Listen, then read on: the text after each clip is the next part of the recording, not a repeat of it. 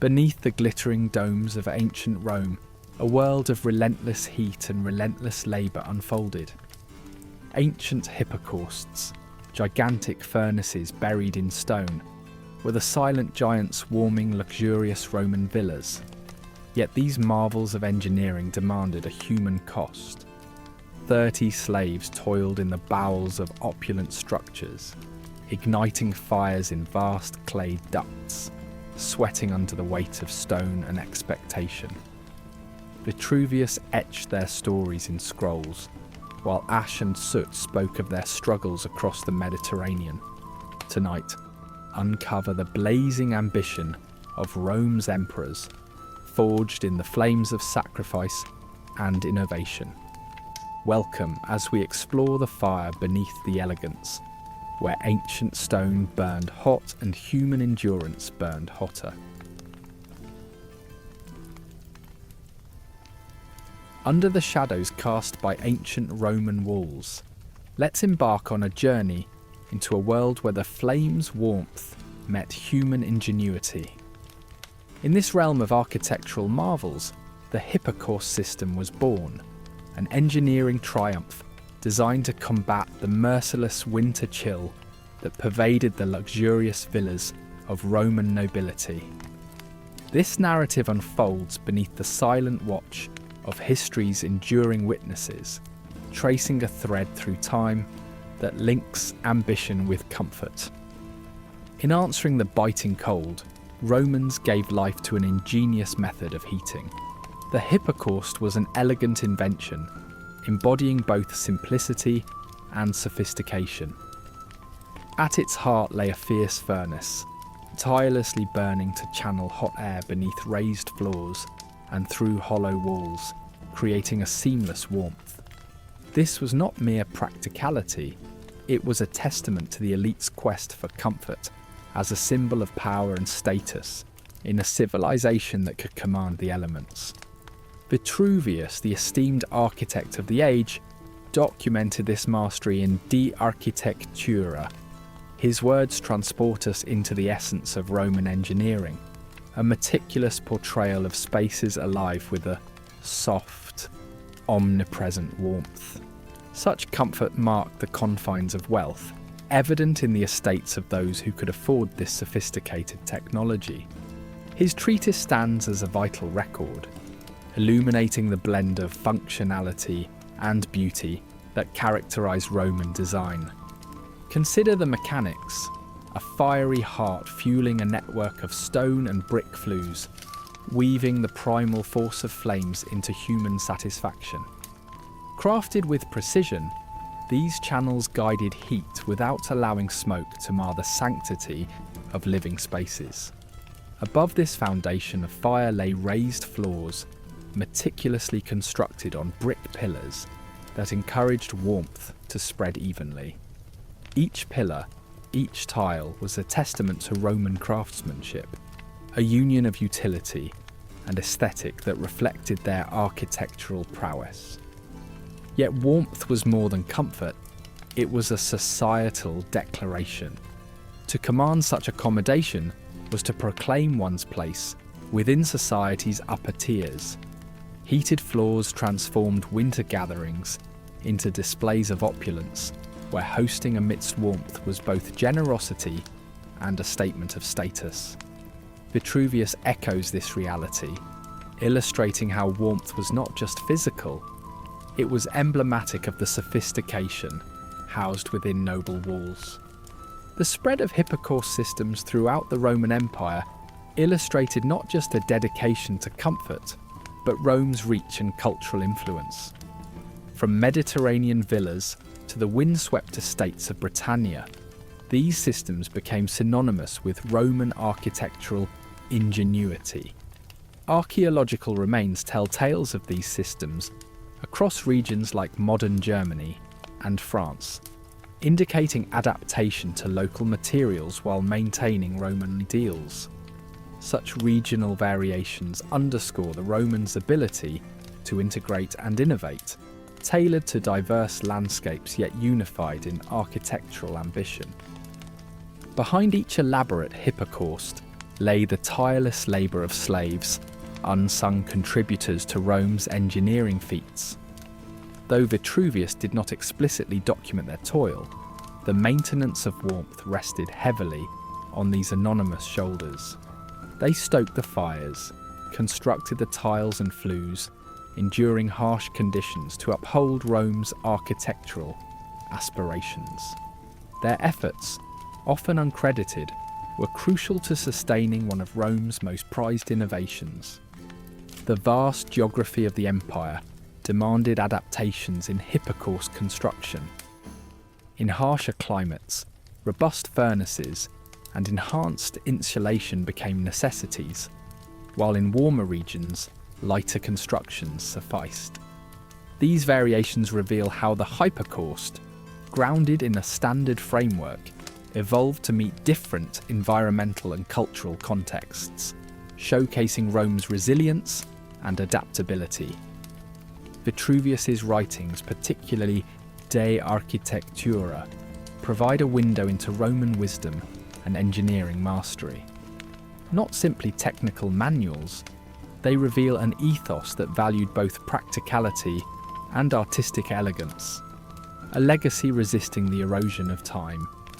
His detailed accounts offer insights into their dedication to creating spaces that married utility with beauty, reflecting Rome's unyielding pursuit of perfection. Archaeological discoveries across former Roman territories breathe life into the silent remnants of hypocausts. From a forgotten villa in Britain to sun-baked ruins in Tunisia, each find expands our understanding of Roman daily life, social structures, and regional architectural nuances. Sites like Fishbourne Palace reveal not just technical complexity, but also the societal interactions these systems facilitated, a testament to humanity's quest for comfort and innovation. As the Roman Empire waned, so did the widespread use of hypocausts. The fall signalled a shift to fragmented territories, a decline in infrastructure sophistication, and a loss of centralised upkeep. This gradual fading mirrored Rome's own descent, a civilization reluctantly surrendering its grandeur. Yet the legacy of the hypocaust persisted, influencing medieval heating advancements and underscoring the enduring nature of Rome's architectural spirit. Stripped of context, the hypocaust remains an enduring example of human ingenuity, a manifestation of Rome's advanced architectural and engineering understanding. This ancient system carved its legacy into history's fabric, echoing in silent ruins, influencing future innovation. As we unravel this chapter, we glimpse not only Roman technical prowess, but the warmth that graced a bygone world, a testament to civilization's ongoing dance with the elements, etched eternally in the stone and fire of history. In ancient Rome, the hypocaust system was more than just an architectural marvel. It was a lifeline of luxury, enveloping the elite in a cocoon of warmth. Senators and patricians, their feet cushioned by the heated marble floors, were unwittingly indebted to the labourers deep below. These subterranean corridors, dim and labyrinthine, pulsed with the rhythm of hot air propelled through flues and tiles, a testament to Roman ingenuity and mastery over elements. This was the art of striking fire within the very bones of a building, an embodiment of Rome's affinity for bending nature to its will. To maintain this warmth, a legion of unseen workers, largely slaves, toiled away, indispensable to the leisure of Rome's upper echelons. Each dawn brought the ritual rekindling of embers, transforming lifeless buildings into warm sanctuaries. The task required not just brute strength, but an intricate knowledge of fuel, airflow, and the architecture itself. This daily grind was a silent sacrifice, the story of their toil buried under the very foundation of comfort they provided. For those consigned to the heated belly of the hypocaust, daylight was a rare luxury. Their existence was marked by the flickering of oil lamps and the glow of their fires, a world perfumed by smoke and shadowed by soot. Despite the grime and grit, they were crucial to the Roman thermal luxury, a fact not lost on their masters, whose comforts rested on these slaves' endurance. Theirs was a Sisyphean task. Every dawn promised a new battle against the cold, armed with logs and coals to achieve the seamless tide of warmth that graced the rooms above. Cato the Elder chronicled the societal ranking of these men, relegated to the undercroft instead of the open fields. Governed not by mere whips but by the unyielding expectations of their cruel masters, these men embodied the core irony of Roman slave labour. While their duty was to maintain the delicate dance of fuel and flame, a science in its own right, they remained uncredited engineers of their stone tombs, forgotten by the very people who enjoyed the fruits of their labour. Behind each hiss and crackle of the heated floors lay a logistical puzzle as ancient as Rome itself. Efficient heating depended on securing the right fuel, often oak or pine, felled by other slaves or peasants. The bustling economy of fuel supply painted a vivid picture of Roman trade, with goods changing hands in a dance as complex as the empire's politics. Transporting these resources to the hypocausts demanded back-breaking commitment, a parade through ash-laden corridors, ensuring the furnaces were well fed. Pliny the Elder mused on fire's essential nature, observing how Earth's resources were harnessed for warmth and industry. Hypocausts favoured greenwood for its moisture-induced sustained burns, a choice that demanded more labour from the slaves working in the dark caverns. Their task was an art, carefully arranging wood to avoid extinguishing the flames while maintaining a fierce, steady blaze. These men were vital cogs in the vast machinery of Roman comfort, as integral as the timber or marble detailing of wealthy estates. In the hidden chambers beneath frescoed walls, these slaves became artisans of heat, crafting ambient warmth with meticulous precision. The hypocaust system required delicate balance, honed through years of proximity to the fire. It wasn't merely manual labour, it demanded a subtle understanding of the fire's language, where a flicker or crackle signalled readiness to the seasoned ear. Their expertise was an unspoken art, passed down through generations in the intimate shadows of the undercroft. Rarely did voices from these dim chambers escape into the annals of recorded history, yet whispers remain, graffiti scrawled on walls, hints of camaraderie, defiance or humour among those tending the infernos. Such scribblings offer fleeting glimpses of life below, bonds of kinship forged in the adversity of perpetual labour. Cato's writings inadvertently become a testament to this hidden world, narrating a subsystem outside the cultural map, where warmth was crafted in silent partnership with sweat and grit. These slaves lived in sync with the flame's rhythm, a cycle persistent as day and night. Their schedules were dictated by the furnace, waking before dawn to breathe life into embers, bringing heat to the cold grip of Roman mornings. In the city's chaos above, they orchestrated this quiet symphony of warmth, a life committed to thresholds, heat management, wood usage, a seemingly chaotic system sculpted by human ingenuity. Though unseen, the labourers were the engines of Roman society, enabling the elite to bask in comfort, engage in politics and ponder intellectual pursuits. They were the invisible heart of Rome's brilliance, often omitted from the tales of grand conquest and engineering feats.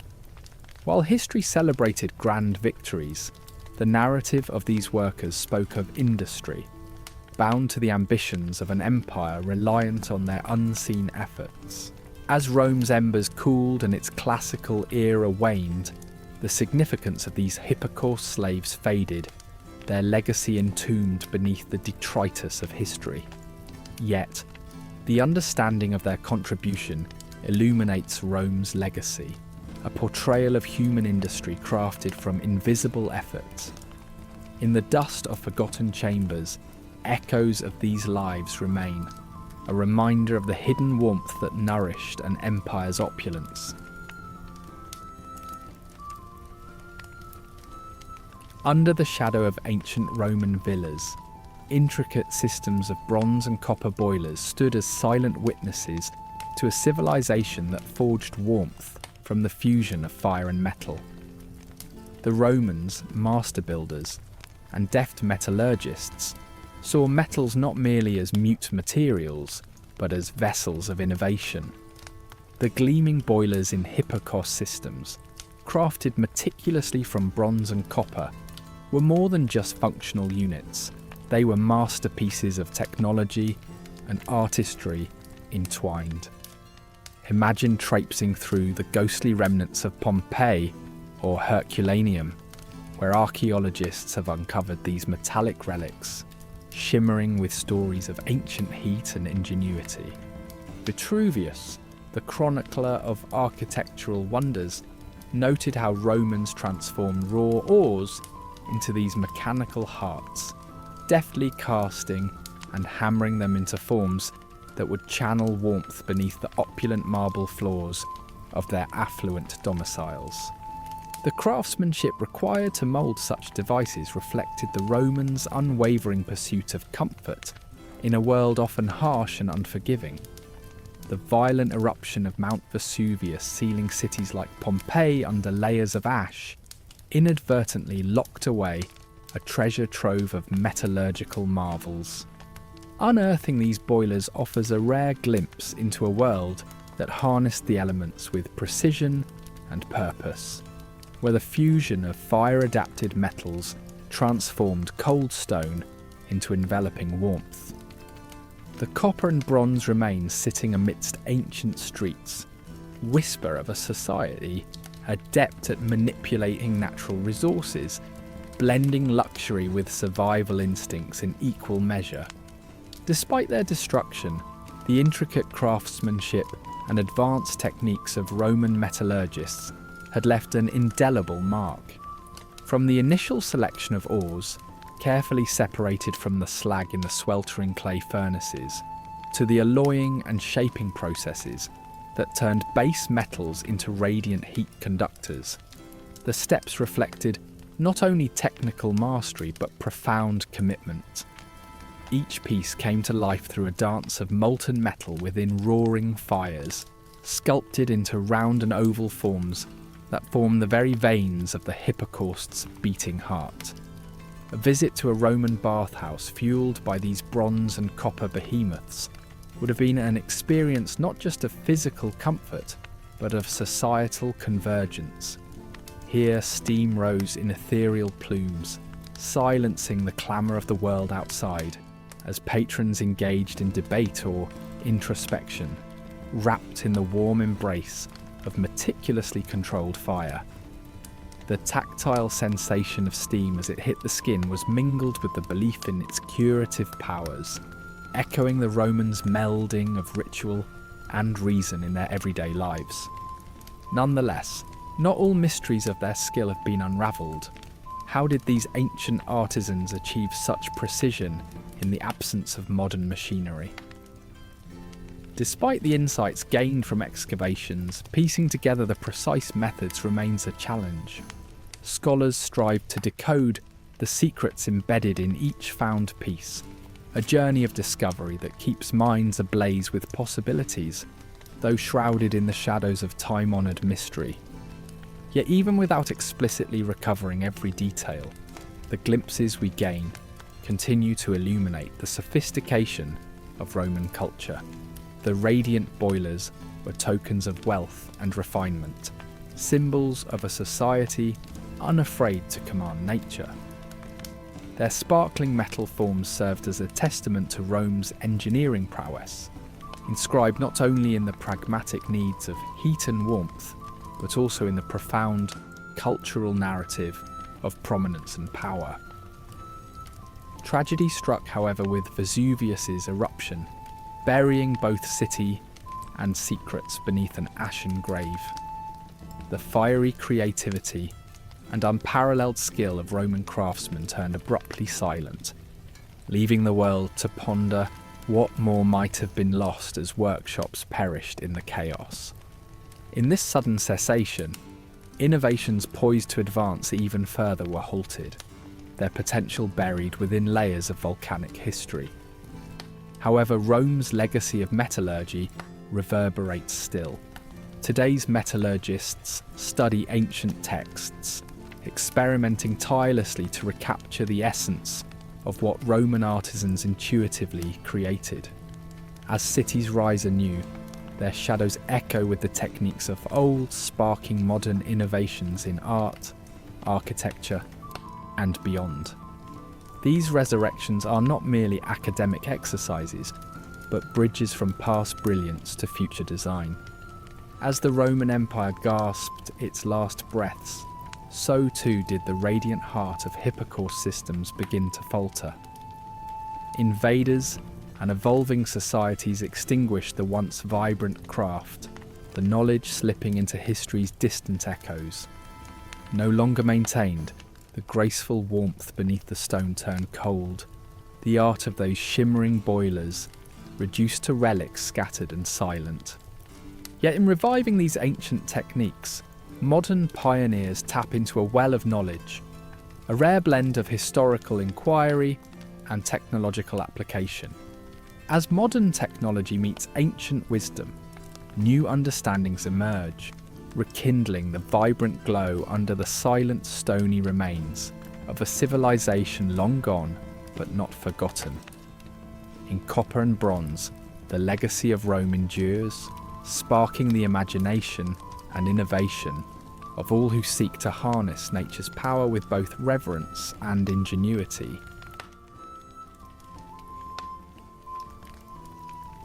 Imagine walking through the dim archways of an ancient Roman bathhouse, where the air is thick with steam that caresses you like a sultry whisper. Here in the caldarium, you're enveloped by sounds and scents that blur the boundary between the everyday and the divine. Hot minerals and herbs concoct an intoxicating aroma, filling the air like offerings to forgotten gods. Pliny the Younger once portrayed these majestic spaces as necessary escapes from Rome's political frenzy, while Martial's sharp epigrams captured their enchanting hold over the citizenry. Stretching underfoot, grand mosaics tell stories of gods and heroes, bringing the past to vibrant life.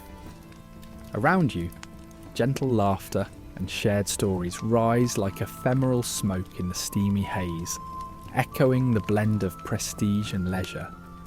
Amidst this, the soundscape becomes a symphony of water cascading from ornate fountains, each splash a note in the soundtrack of ancient life. The bath was not just about physical cleansing, it was a retreat, a gathering place where societal barriers temporarily fell. Here, gladiators recounted gritty exploits while philosophers exchanged profound ideas. In this melting pot, everyone was equal, emerging from the haze as participants in a dynamic tapestry of revived spirit and social communion. The warm stones beneath your feet vibrate with shared secrets and forgotten laughter as the Roman pursuit of leisure and the pleasure of shared stories swirls around you. Roman bathing was both a ritual and an art form, meticulously balancing cleanliness with celebration. The journey began in the frigid darium, its cool air invigorating the senses, before transitioning through a suite of heated rooms and culminating in the body's escape into the steaming caldarium. Bathing in Rome was a sacred act, deeply woven into the city's cultural identity. It was about more than washing away the grime of daily life. It was a ceremony for both the soul and the flesh, an echo of the Romans' belief in water's sacred power. In these heated chambers, citizens would contemplate life's fortunes and form meaningful bonds, immersed in the warmth that soothed away daily trials. Yet beneath the lavish surface of polished marble lay the throbbing heart of this system, the hypocaust. It was an unseen marvel, a network of underground channels that breathed life into the stone.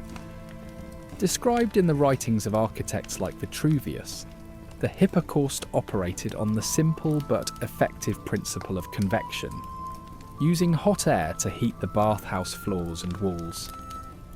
This ingenious system, a testament to Roman innovation, converted cold stone into islands of warmth and comfort.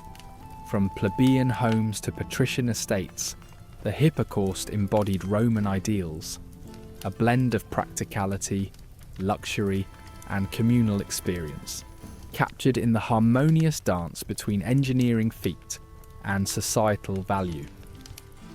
Yet this sophisticated leisure was sustained by a hidden underclass of enslaved labourers, the unsung architects of Roman indulgence.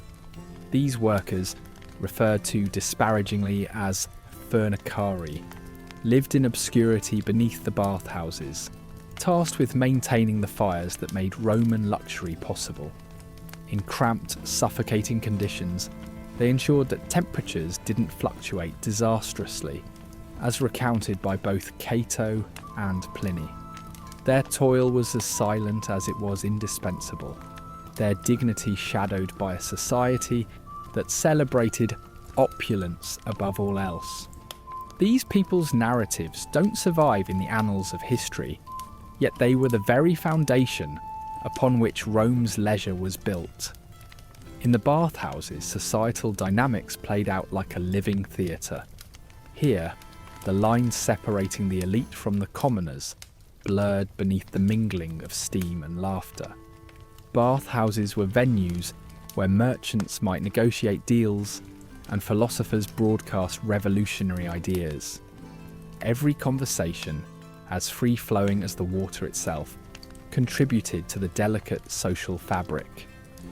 While scholars like Pliny and Martial documented social negotiations and personal intrigue amidst the rush of water, the bathhouse was also a stage for clandestine affairs. Even the decorum of Roman society bent under the allure of romance and intrigue. Within these marble cloisters, the steam veiled passionate glances and secret rendezvous, permitting emotions to unfold away from prying eyes. Nonetheless, hygiene, the ostensible purpose of these baths, danced uneasily with the spectre of disease. Despite their opulent settings, many Roman bathhouses were hubs of contagion. Historian Galen, among others, immortalised this irony. Despite advances in public health, the popularity of communal baths often came with the spread of illness. Steam that cleansed also concealed dangers, creating an elaborate interplay between the pursuit of health and the risk of sickness. This duality underscores the notion that health, like beauty, was only skin deep. The legacy of Roman bathing survives even now, leaving its mark on medieval bathhouses, Byzantine rituals, and Ottoman hammams. As modern spas echo with Rome's past, we find a connection through centuries, a shared space where nature's heated embrace became a place of congregation and purification. Today's luxury centres draw from this ancient well, remembering the balance of utility and indulgence that the Romans cherished. Thus, the spirit of Rome of warmth, water and welcome lingers on, echoing across time in the enduring dance between comfort and culture.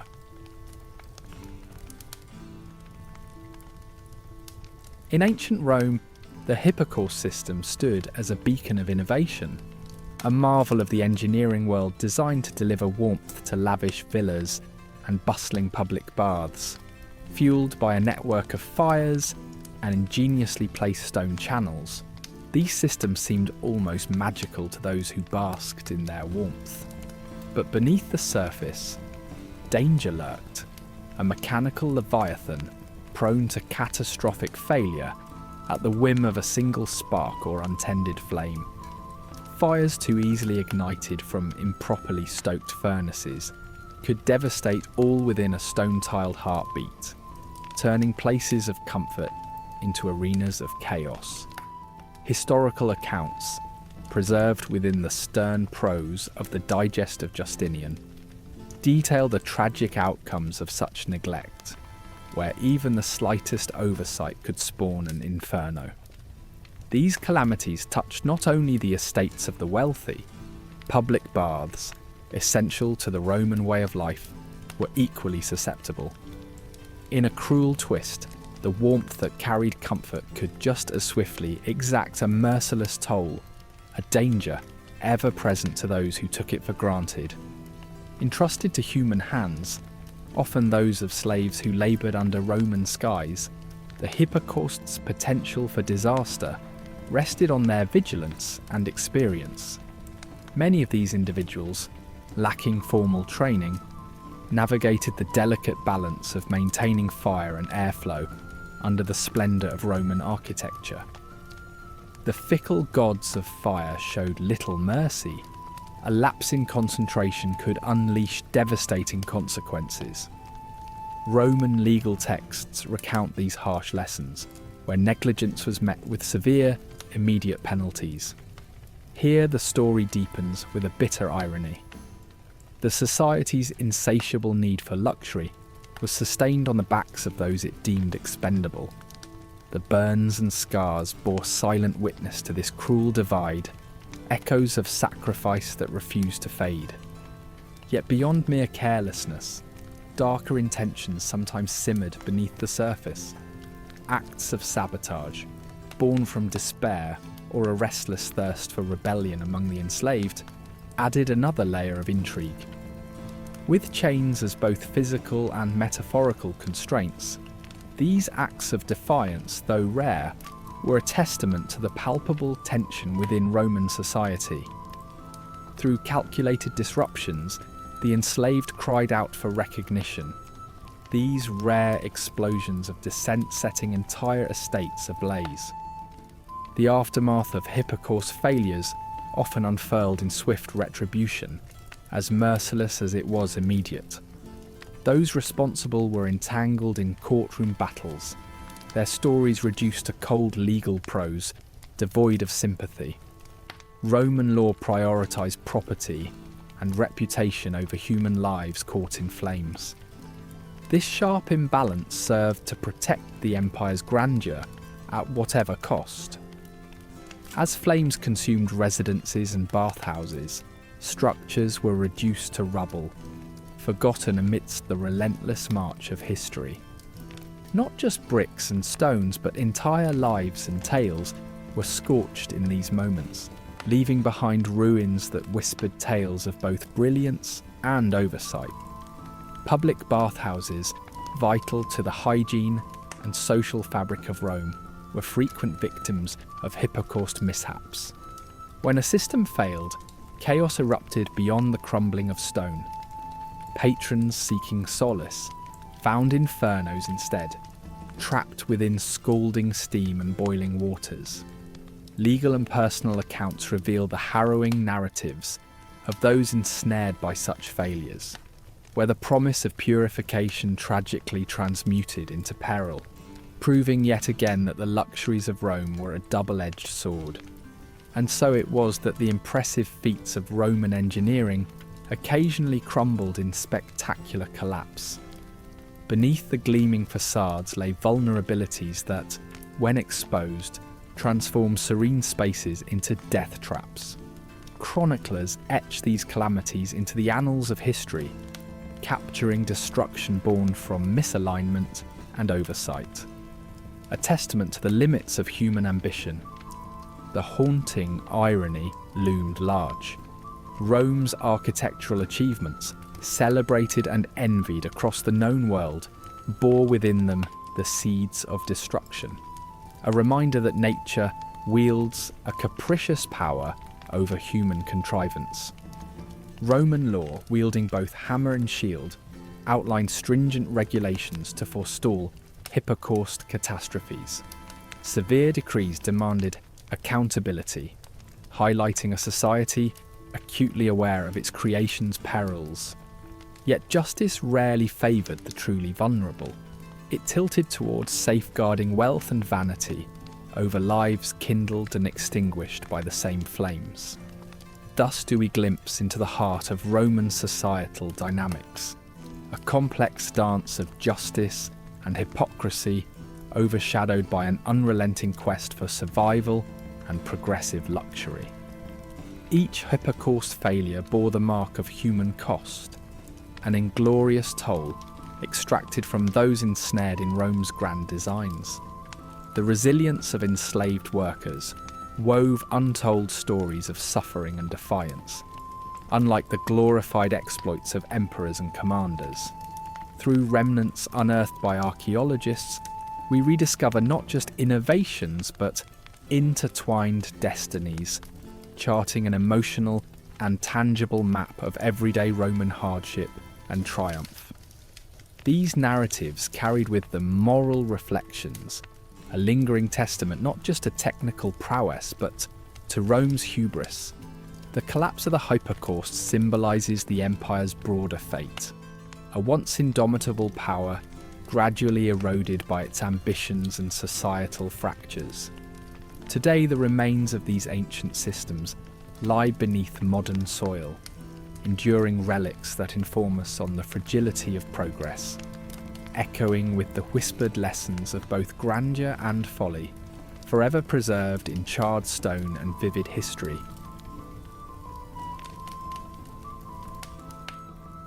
In the grand tapestry of Roman society, warmth was not merely a necessity, but a distinct marker of privilege and opulence.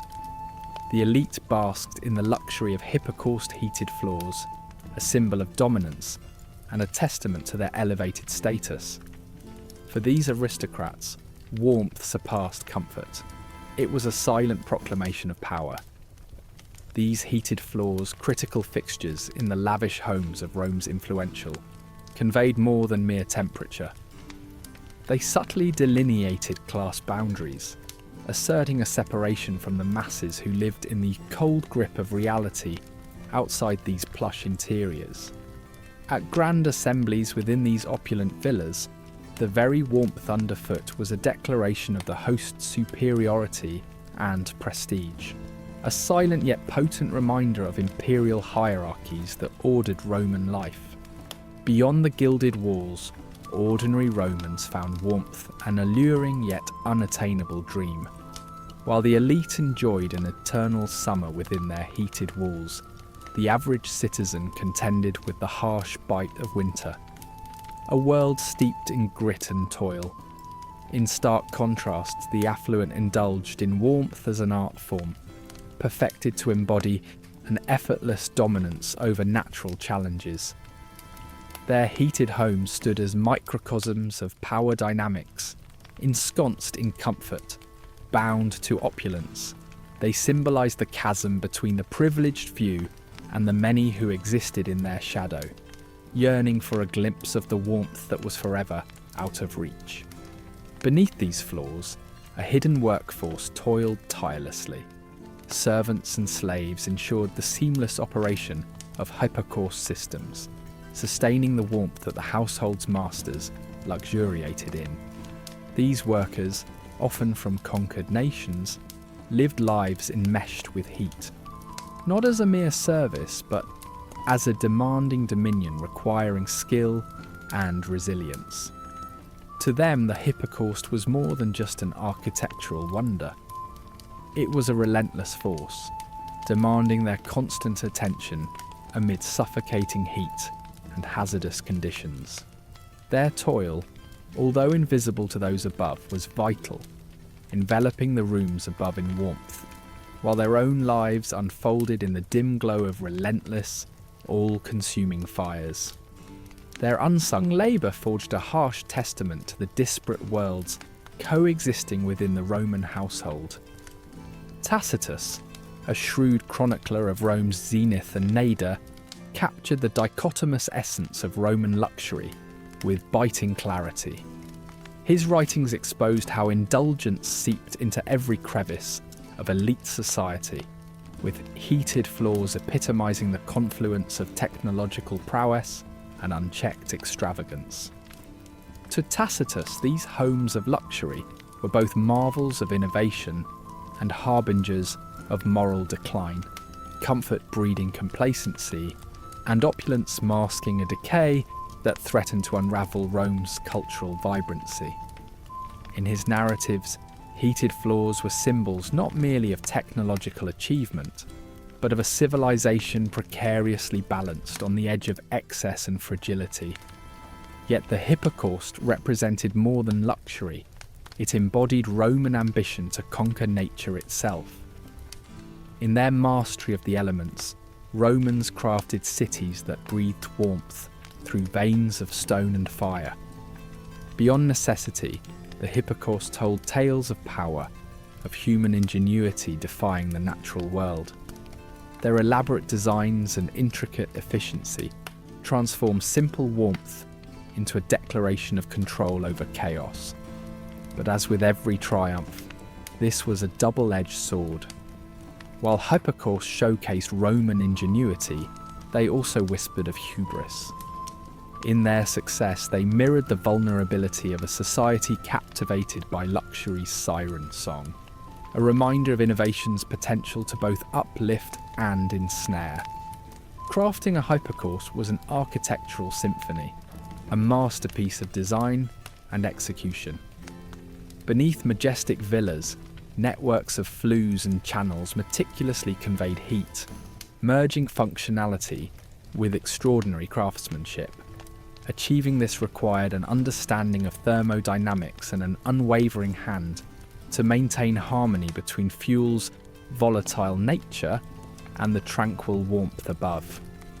These systems transcended mere utility, embodying Roman identity through artful craftsmanship and technological dexterity. Wealthy patrons spared no expense, commissioning bespoke systems harmonizing grandeur with engineering prowess. Materials chosen not only for durability, but for aesthetic resonance, told stories of technical mastery, weaving warmth into the very fabric of Rome's elite dwellings.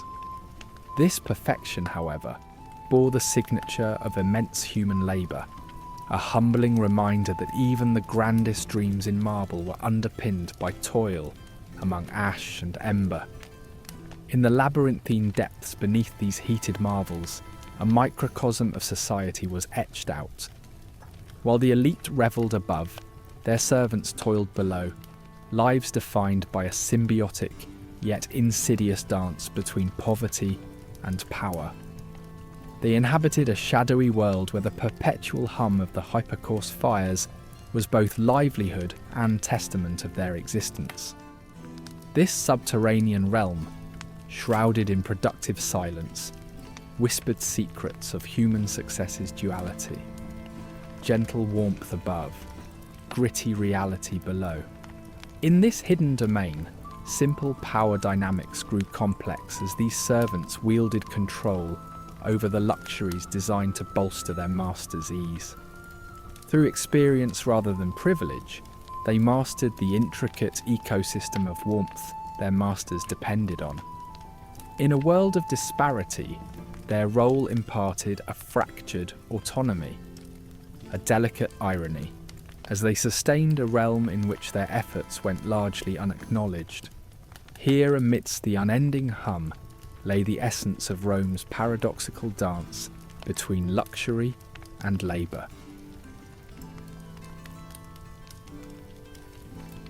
In the bustling heart of ancient Rome, where the grandeur of archways and sprawling villas captured the eye, a silent force worked behind the scenes.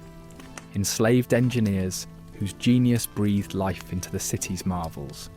History remembers the likes of Vitruvius for documenting Rome's architectural feats, but the enslaved labourers, often unnamed and unrecognised, were the true architects turning visions into reality. Trained rigorously and imbued with skills passed down through generations, they mastered the complexities of heating, plumbing, and construction, compelled by the demands of their society. While Roman society preferred to credit its free citizens, the ingenuity of these enslaved engineers was instrumental in solving problems that shaped life in the empire. Their contributions spanned a variety of fields, leaving behind puzzles in stone and whispers in fragmented texts. Although their identities have faded with time, their work remains etched in the enduring structures scattered across the lands once ruled by Rome, a testament to their innovation and impact on architectural advancements. Among their crowning achievements was the hypocaust system, an innovation that revolutionised heating in Roman villas and public baths. This marvel was not born overnight, but was the result of countless adaptations and improvements made by these skilled labourers. Tasked with efficiently distributing warmth beneath ornate mosaics and within polished marble walls, they refined intricate networks of pillars and ducts to achieve this aim.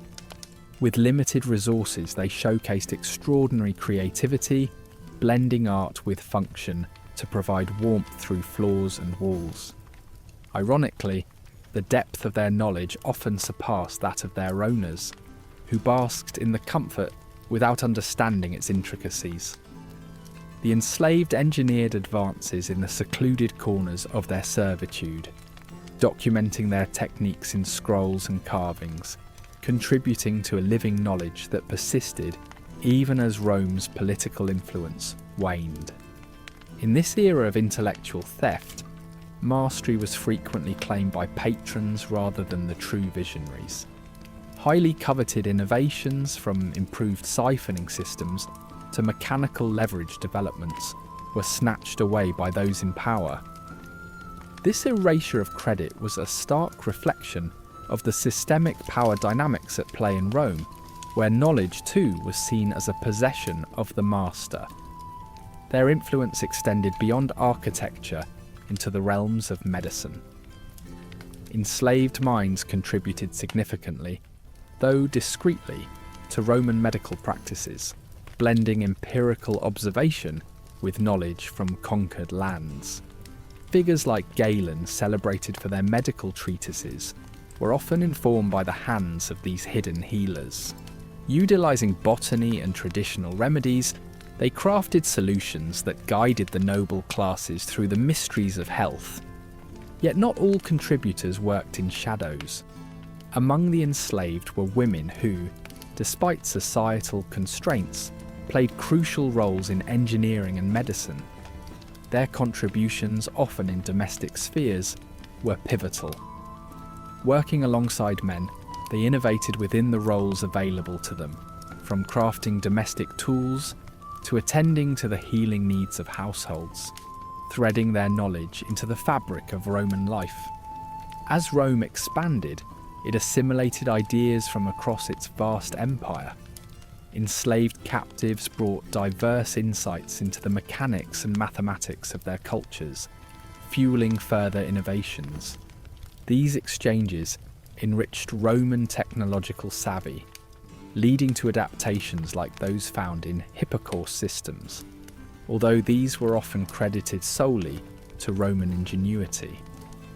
Despite the fall of Rome, the achievements of these unseen architects lingered on.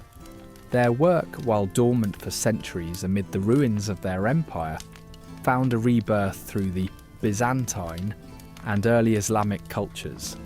Centuries later, the European Renaissance would uncover these once forgotten advancements, rekindling them and inadvertently acknowledging their unknown creators. Modern archaeology strives to bring to light the contributions that lay buried through ages. Excavations reveal expertise etched into structures, acknowledging the human endeavours that drove Rome's technological superiority.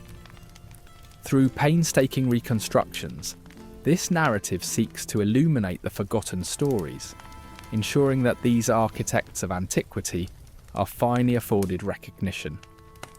This examination of Rome's hidden architects is a call to remember the humanity behind the stones that shape civilization. By shedding light on their contributions, we confront the injustices of historical omission and honour the enduring impact they had on the empire.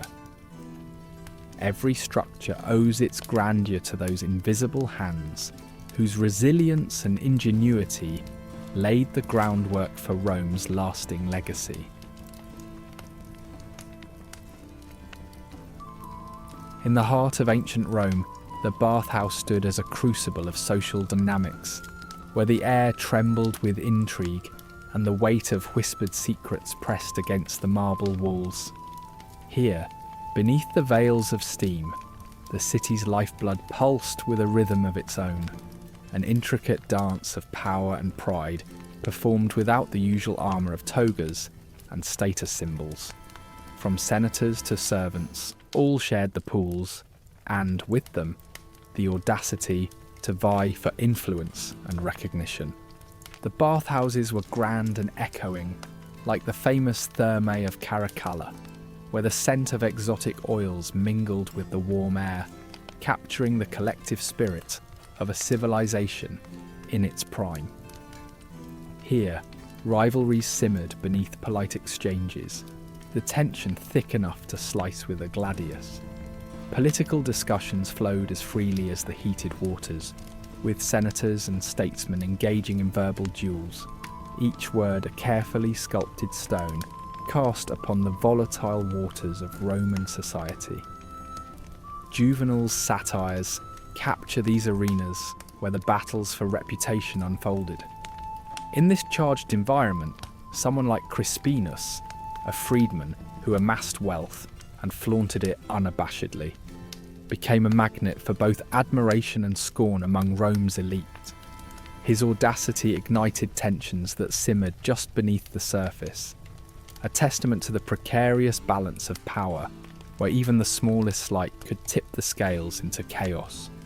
These dynamics thrived in the strategic exchanges that the bathhouse naturally prompted. It was a place where every glance and gesture carried the potential to alter one's standing.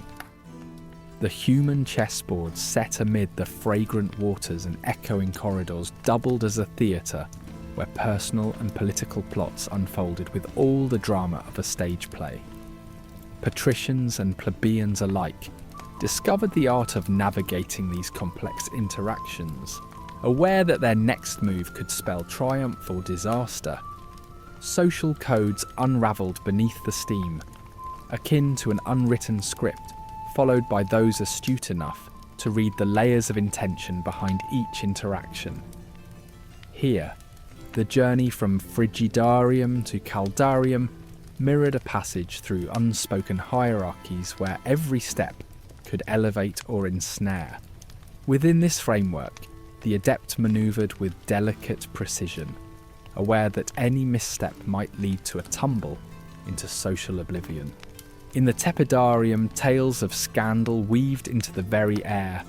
Secrets and schemes blossomed, fed by the warm waters that concealed whispers of betrayal and clandestine undertakings. These halls witnessed not just the cleansing of the body, but the bartering of favours and the dance of ambition, where whispered rumours carried the weight of tangible actions beyond the bathhouse walls. Political machinations ripened here, nurtured by the intimate atmosphere that blended tactile warmth with human cunning. Feuds that began in these heated waters rarely remained isolated. The intensity of bathhouse disputes mirrored the fervour of Rome's political assemblies, where sharp words masked deeper enmities. Such conflicts often spilled into the public sphere, echoing through the streets of Rome and into the chambers of power, leaving their imprint on the city's tapestry of intrigue. Amidst this veneer of communal luxury, class divisions simmered invisibly beneath the surface. The bathhouses sought to project an egalitarian ideal, Yet ancient social stratification persisted, echoing between courtyards and corridors. The superficial equality masked a landscape where emperors and merchants brushed shoulders, knowing all too well that their interactions were coloured by the unyielding lines of rank. Honour was an ever-shifting currency within these walls. In a society where reputation danced delicately on the edge of perception, the bathhouse was both a makeshift throne room and a breeding ground for humiliation. Gossip's swift currents carried the potential to crown or condemn as easily as any senatorial decree. Yet within this fragile dichotomy, the line between public accolade and private disgrace blurred, hiding beneath the polished veneer of civil decorum. The stories etched within the bathhouses form a fabric of vignettes that offer insights into Roman life. The dialogues that bounded across the waters and echoed through the halls served as channels for cultural wisdom and folly, where humour and insight mingled with the heady focus of ambition. Such anecdotes, captured through historians' eyes, mounted an intricate portrayal of aspirations and adversities shaping Rome's societal heart. Despite the centuries that separate us from their world, the dramatic legacy of the Roman bathhouse continues to resonate with a timeless allure. These venues mirrored the complexities of human nature within their soothing confines, capturing the raw ambitions and vulnerabilities of those who dared play their part amidst the steam and stone. Bathhouses, both a retreat and a battleground, leave a lasting imprint, a testament to the intricate dance of power and the enduring stories etched along the veins of history. In the shadowy halls of the once majestic Roman bathhouses and villas, silence now reigns where the hum of the hypocaust system once echoed. These architectural wonders, symbols of Roman luxury and engineering brilliance, have succumbed to the relentless march of time, their warmth replaced by the chill of forgotten glories.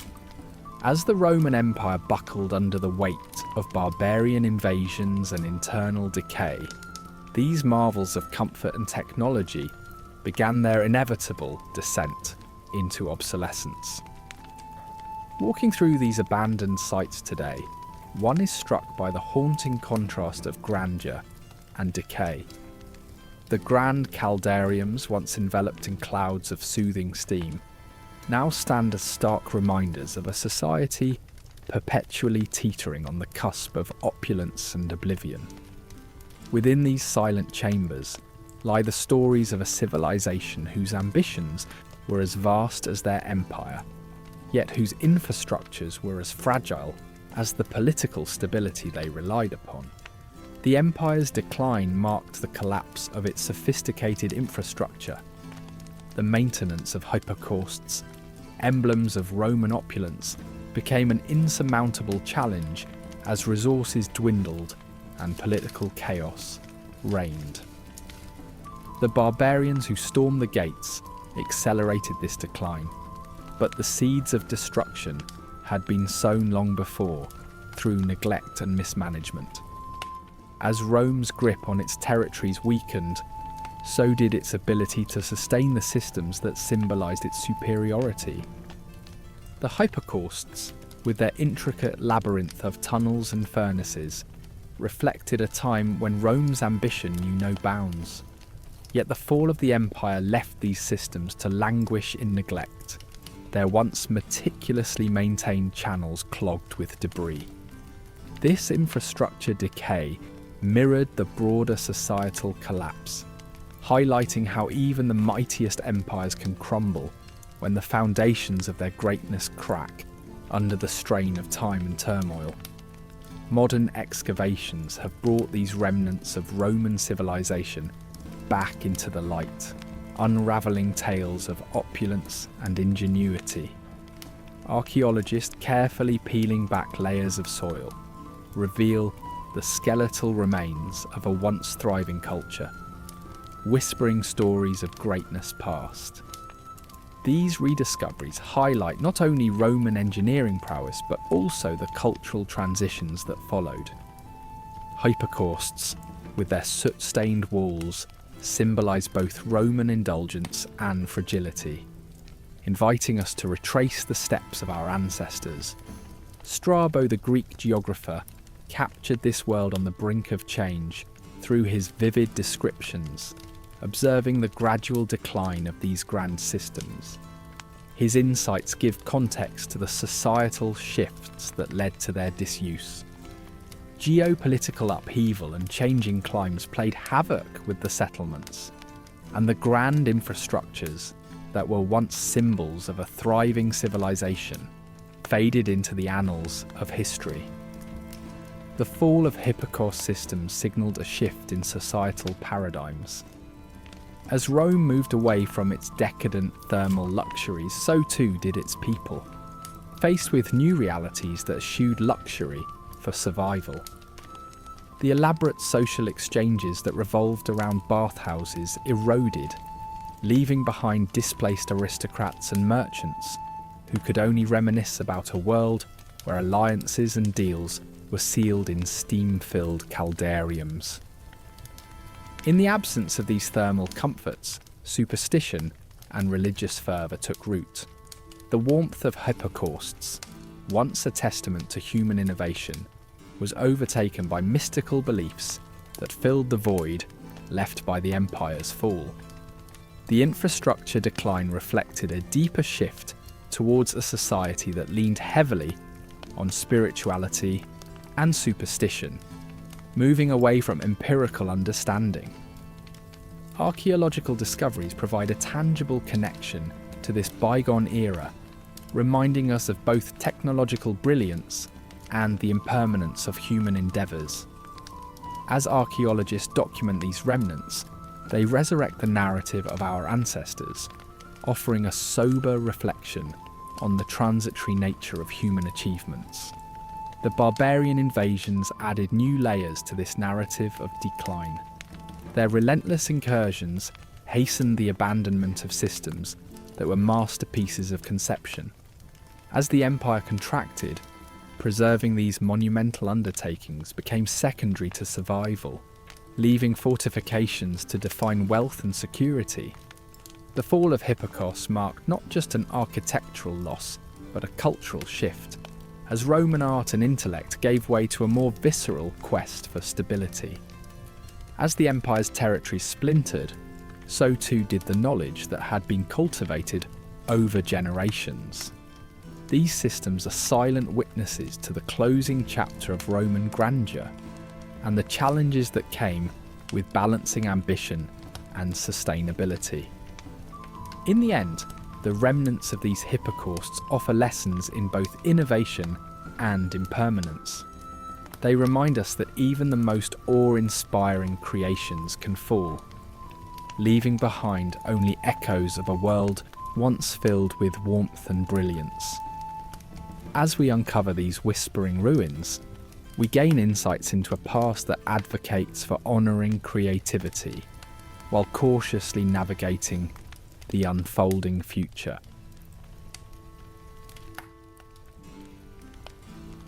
In the silent ruins of Roman grandeur, beneath layers of shifting earth, the hypocausts lie, whispering relics of a world where heated stones once filled the cold air with warmth. These architectural marvels, once a testament to Roman ingenuity, became emblematic of innovation forgotten as empires waned. Their decline echoes a broader tale of cultural amnesia and evolving priorities. As the world that birthed these intricate heated systems slowly crumbled under the weight of economic upheaval and shifting power dynamics, as Rome's grip weakened and its trade routes faltered, the constant supply of skilled artisans and resources dwindled. Hypocaust systems, magnificent in their design, became burdens under the strain of neglect, slowly falling out of favour. The lands which once reverberated with the vitality of Roman life transitioned into fragmented remnants of an empire, Maintenance became a luxury few could afford as the turmoil increased and these once praised innovations slipped into obscurity. With crumbling stone and clogged vents, the physical decline mirrored Rome's deterioration. Hypocausts succumbed to time and flora, becoming barely recognisable undulations in landscapes that once boasted great architectural feats. They stood silent witnesses to the transition of societies from structured continents to islands of stark simplicities, their vibrant heat fading into echoes of the past. This decay belied more than simple neglect. It symbolised a shift in how humanity valued its technological heritage. In parallel to their material fading, a cultural forgetting swept through society like a chilling wind. As Rome turned from its glory days to face the Dark Age, the rich tapestry of Roman knowledge scattered into whispers. A new paradigm emerged with communities that valued survival over architectural achievements, deeming hypocaust remnants of an indulgent past, unsuitable for the austere necessities of present living. Within the silent cloisters of monastic orders, however, glimmers of this lost technology flickered. Monasteries, beacons of intellect amidst primal shadows, held scraps of Roman wisdom, preserving fragments of engineering in echoes of heated stone floors within their austere walls. This accidental preservation by monks, labouring in devotion and scholarship, allowed some ideas to subtly merge into medieval architecture, sowing seeds of Roman brilliance in distant epochs. St. Augustine, reflecting on the New World, captured the philosophical undertones of this transformation. In The City of God, he illuminated a spiritual warmth far removed from Rome's excesses. His contemplations played into a narrative reshaping societal values, marking the hypocausts not as technological marvels, but as relics burdened by pagan indulgence. His writing signified the cultural shift, where philosophical musings ushered in an era of self-denial and humility, fostering a farewell to the luxurious past, enveloped in Earth's embrace. The reclassification of Roman technology as opulence surrounded broader cultural realignments. As Europe redefined comfort, prioritising practicality over grandeur in the aftermath of socio-political reordering, the hypocaust became a symbol of a bygone era, overshadowed by ascetic virtues that valued subsistence over splendour. This reimagination reshaped how societies perceived engineering achievements, allowing them to construct functional yet humble innovations that served emerging social orders. Economic ruin played its part, with the empire's fall echoing through its infrastructure. Deprived of resources and trade, the grandeur that had characterised Roman innovation dwindled, leaving hypocausts relics amid turbulent times. The embattled society redirected efforts towards defence, abandoning architectural luxuries in favour of survival tactics, revealing stark contrast between the empire's past opulence and the pressing demands of Rome's twilight. Yet time, the great storyteller, has brought these forgotten systems to life once more. Archaeological explorations have uncovered hypocaust ruins, sparking contemporary fascination and bridging gaps in understanding. These rediscoveries link the past to present technological reflections, allowing society to draw parallels and sculpt pathways from history's lessons. In every pillar and slab lies a tale, urging modern humanity to ponder the cyclical nature of invention, loss and rediscovery.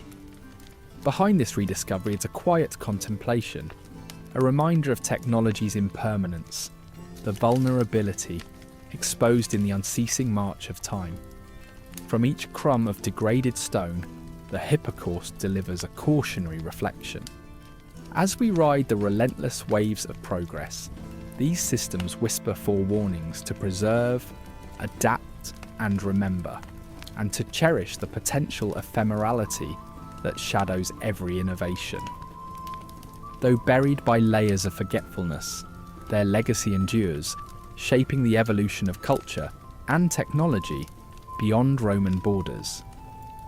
The Hypocausts lays a foundation woven into the Renaissance tapestry, an often invisible yet vital presence in the continuous journey of human innovation.